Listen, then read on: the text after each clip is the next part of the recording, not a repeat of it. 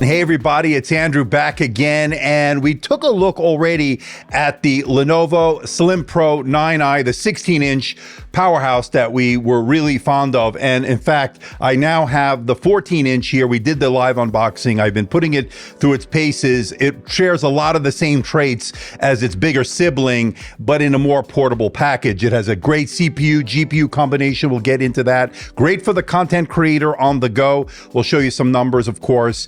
It's got this gorgeous mini LED display like its bigger sibling. This one is a 3K display, 3072 by 1920, 16:10 aspect ratio, 165 hertz refresh rate as well.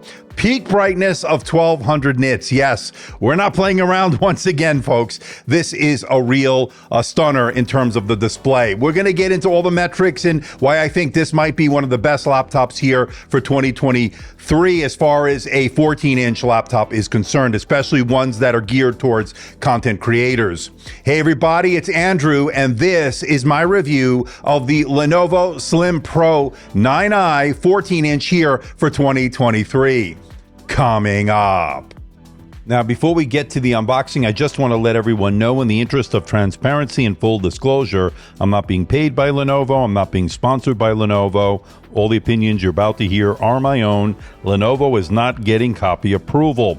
That means they're seeing this video for the first time, just like you. Now, this unit is on loan from Lenovo, and once this review is done, I'll be sending it back.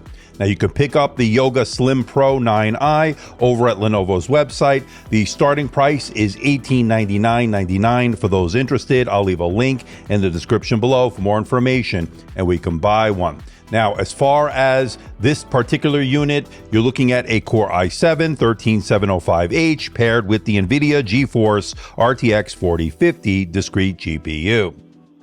And throw in 32 gigabytes of RAM, 1 terabyte of SSD storage, and you have a pretty mobile powerhouse here in your hands. Now, that is the specs and pricing. Again, for those interested, links will be in the description below. And with the specs and pricing out of the way, let's find out what you get inside the box.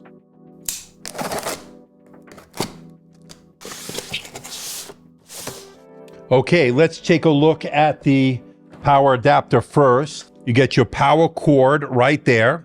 We've got a 140 watt USB Type-C adapter. So this is a pretty compact for 140 watts.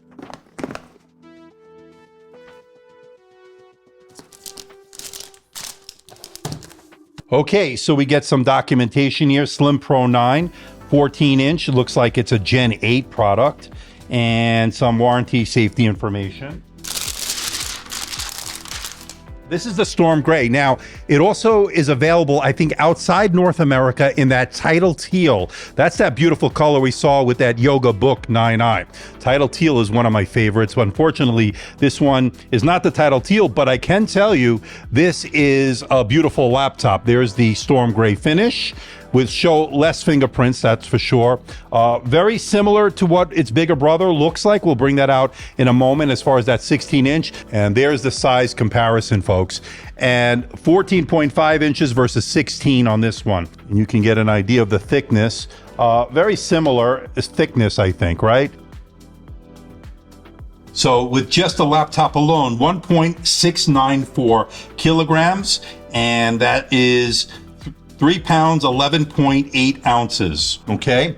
Then with the power cord here and the power charger, you're looking at 2.108 kilograms or 4 pounds, 10.4 ounces. So that's all in travel weight. Not too bad considering the power this is packing under the hood. Okay, let's check out the port selection. On the left side is an HDMI 2.1 port. Next to that is a USB Type-C 3.2 Gen 1 port, and that is a full function port supporting data charge and display out. That one is not Thunderbolt, but the one next to it is a Thunderbolt 4 port, so that also has full functionality as well. And next to that is a full-size SD card reader with UHS 2 support, and it sticks out about halfway when inserted for those wondering. And on the right side, you get your kill switch for the webcam, a 3.5mm microphone headphone combo jack, two USB Type A ports, they're legacy ports, good to see that. And finally, your power button with an LED indicator light in it, letting you know the device is powered on. That is a pretty good port selection overall, I have to say, so not much to complain about here.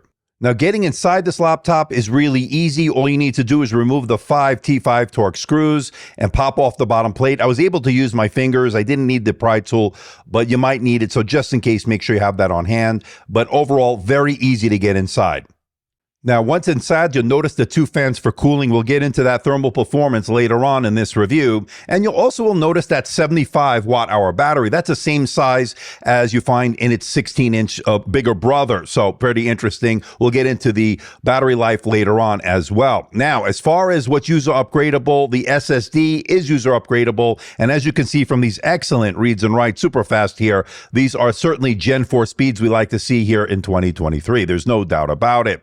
Now, as far as the RAM, this has 32 gigabytes of LP DDR5X RAM, 6400 megahertz, running in quad channel, and it is also very good. Now, one thing you'll have to note that this is soldered RAM. That means it's not upgradable by the user, but I like the option for a 32 gigabytes of memory here, so that's really something I like to see. I wish more manufacturers would offer this. Not everyone does, so having 32 is certainly a great option here. There's no doubt about it. And you're looking at Wi-Fi 6E, Bluetooth 5.1 combo card, and the good news is that's slotted in, not soldered in, so if you need to change it out down the road, you have that option. Now, as far as the Wi-Fi and the Bluetooth, both working flawlessly. I've had no issues with either one. Okay, let's talk about the star of the show, and that would be its mini LED display. Yes, it's pretty gorgeous. 14.5-inch 3K display, resolution of 3072 by 1920. And yes, for those wondering, it is a 16:10 aspect ratio. It also has a peak brightness of 1200 nits, although most of the time in standard definition, you're looking at around 680 nits. Pretty phenomenal, people. But when you're watching HDR, peak brightness of that 1200 nits. It's also 165 hertz in terms of the refresh rate, a very smooth, very fluid experience. Now, as far as the display itself is concerned, you get the really deep blacks, the super vibrant colors, the really high contrast here with this mini LED, and it also has very good coverage of the color gamut, and it has a good color accurate display here. So if you're a content creator doing Lightroom, Photoshop, video editing, color grading, and the like, you certainly will be very happy with this panel, that's for sure. And the touch layer is really responsive. Pinch to zoom work very well. Navigating the OS with your finger also worked very well. Good implementation here.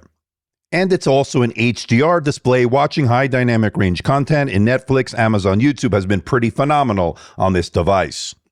Now, you have to understand that with a mini LED, you might get a blooming effect. That means, of course, when you have a dark background, you might see some trails when you're mousing around and so forth. Not much of an issue on this one, although it may be an issue for some. Again, that is something that plagues mini LEDs, not just this one, but anything with a mini LED display. So this is the camera on the Lenovo Slim Pro 9i 14-inch version here for 2023. You're looking at 1440p video here, folks. It's an IR camera here, so you can log in with face recognition. What do you think about the video quality? What do you think about the audio quality of the array mics? Let me know in the comments section below.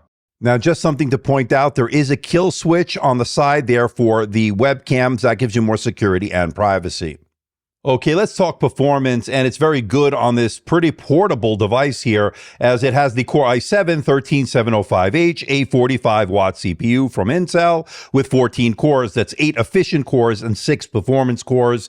Add into that the RTX 4050 discrete GPU from NVIDIA with 80 watts of total TGP here in terms of the power. You're looking at a pretty nice CPU-GPU combination. We're seeing good single and multi-core performance, and you're really going to be able to use this for anything you pretty much throw at it in terms of everyday use, Microsoft Office, email, web browsing, it all worked well. As you can see here, good single and multi-core performance, as I mentioned. In fact, it did really well in that multi-core. So if you're going to do intensive tasks which require multi-cores, multi-threads, this is going to really excel. Now, I know a lot of you are going to want to do content creation, specifically video editing with this type of portable device, and that is going to be very good on this, especially in Premiere Pro or DaVinci Resolve. When I rendered a 3-minute H.264 4K video in DaVinci Resolve, it took 1 minute 34 seconds to render that video. That's an excellent result. When I changed to a different codec, H.265, it took 1 minute 29 seconds to render that video. Excellent result once again. This is a very good video editing machine for those on the road. This certainly can get the job done. Now, I wouldn't classify this as a gaming laptop per se, but with this CPU-GPU combination, you get some very playable frame rates on some of the more popular titles, as you can see here. So when you're not content creating, when you're not doing work, you can definitely play some games on your downtime, as indicated by these numbers. Nice job there. And good news when it comes to thermal throttling. When I ran the Temps stress test, it got a passing score of 99.2%, meaning it detected very little, if any, thermal throttling. That's been really good.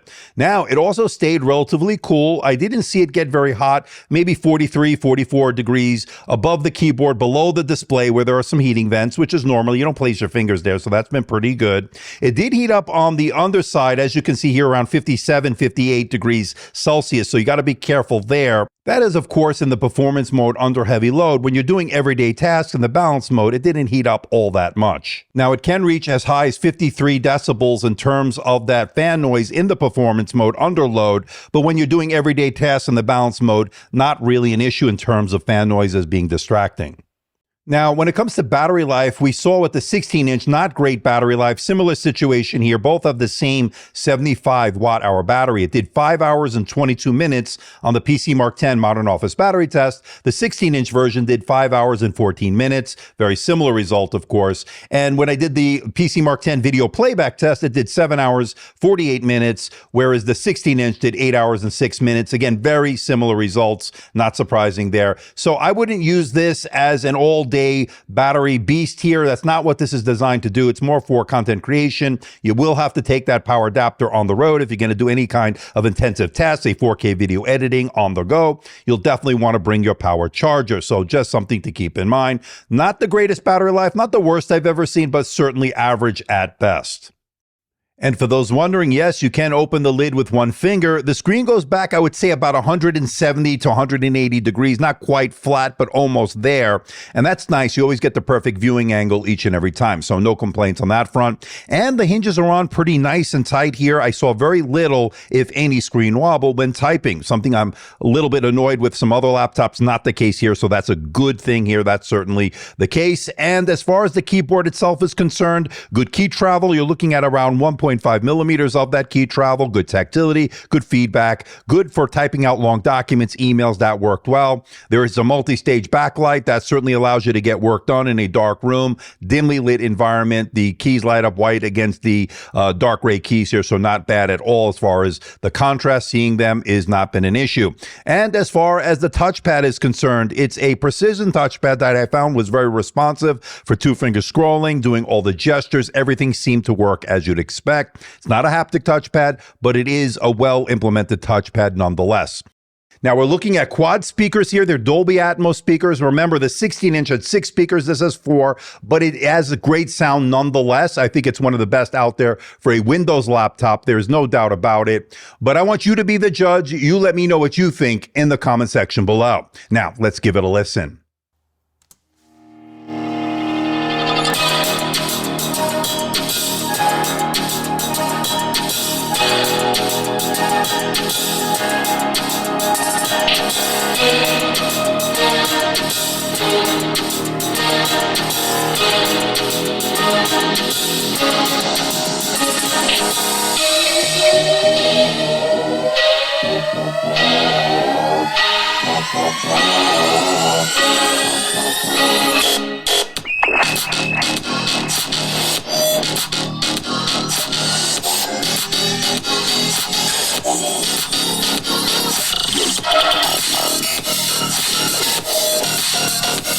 Okay, let's bring it all home. What do I think about the Lenovo Slim Pro 9i here for 2023, the 14-inch version, otherwise known as the Yoga 9i outside North America, for those wondering. Stunning 3K mini LED touch display has been fantastic. 1200 nits of peak brightness, 165 hertz refresh rate. You can't argue with that. Solid productivity performance, competitive gaming performance, excellent keyboard and touchpad, no throttling detected, runs relatively cool, and there's a nice 5-megapixel IR webcam capable of 1440p video, and those quad speakers sound great, especially with the Dolby Atmos. Everything worked really well. As far as what's not so great, like its bigger brother, the 16-inch, this also has mediocre battery life, and there was noticeable fan noise under heavy load. And of course, it has soldered RAM. That's been plaguing a lot of the laptops, not just Lenovo, but other brands here for 2023. But I do like the option of having 32 gigabytes here on this, so that's been pretty good. But my overall takeaway is this is a really portable powerhouse in terms of the CPU, GPU. Great for the content creator, I think, here for 2023. It brings a lot to the table, checks a lot of the boxes, and I highly recommend the Slim Pro 9i here for 2023.